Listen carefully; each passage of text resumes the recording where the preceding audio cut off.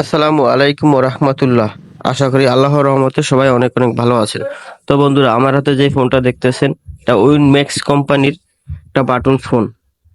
এই ফোনটার সমস্যা ছিল, এটা ব্যাটারির পাওয়ার সাথে সাথেই নিজে নিজে অটোমেটিকলি এটা ওপেন হয়ে যাইতো। তো আমরা ফোনটাকে ঠিক করলাম, ফোনের সমস্যাটা সমাধান করলাম। তো আমরা সমস্যাটা কিভাবে সমাধান করলাম সেটা আপনাদেরকে আজকে দেখাবো। পুরো ভিডিওটা জুড়ে আপনারা আমাদের সাথেই থাকবেন, তাইলে দেখতে পারবেন এই সমস্যাটা আমরা কিভাবে সমাধান করছি।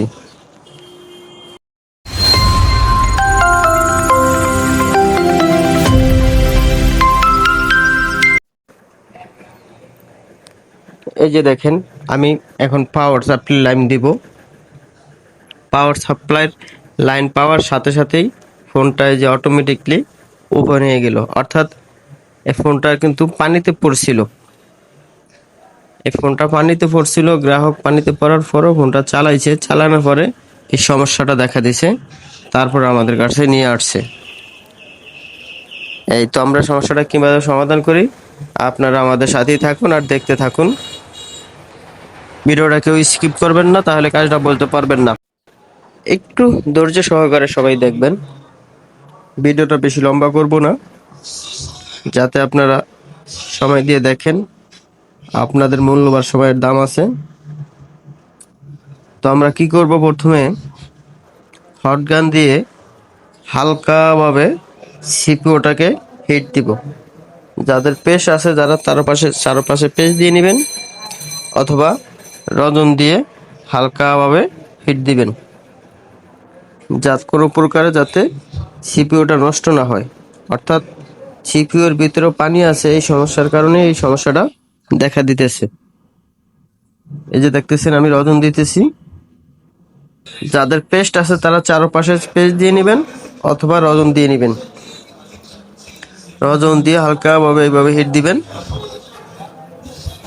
দেওয়ার পরে সিপিওটাকে একটু নাড়া দিবেন, চুল পরিমাণ একটু নাড়া দিবেন, হালকাভাবে একটু নাড়া দিবেন, যাতে কোনো বল নষ্ট না হয়ে যায়।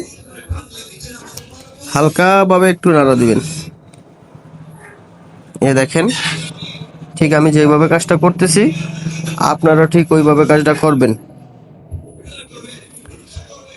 আশা করি আপনাদের কাজটাও হবে। এ দেখেন, এখন একটু ঠান্ডা হবে, ঠান্ডা হওয়ার পরে আমরা চেক করব। ওটা তো গরম যদিও, তো আমি ভিডিওটা স্কিপ করলাম একটু। এখন আমরা পাওয়ার সাপ্লাই লাইন দিব। পাওয়ার সাপ্লাই লাইন দিলাম। দেখেন, ফোনটা অটোমেটিক আগের মতো ওপেন হচ্ছে না। আগে তো ব্যাটারি পাওয়ার সাথে সাথে ওপেন হইতো, পাওয়ার সাপ্লাই লাইন দিলে ওপেন হয়ে যেত। আমরা এখন এটাকে ওপেন করব। এই যে দেখেন, আমাদের কাজটা হয়ে গেছে আলহামদুলিল্লাহ। আমাদের কাজটা আশা করি হয়ে গেছে।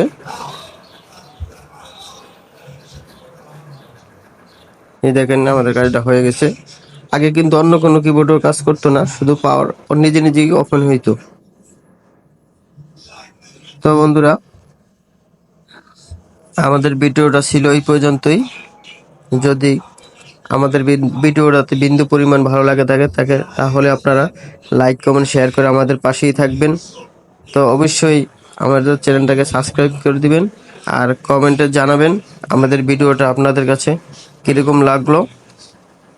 তো সোহাগ ভাই টেক চ্যানেলের পক্ষ থেকে আপনাদেরকে অসংখ্য ধন্যবাদ।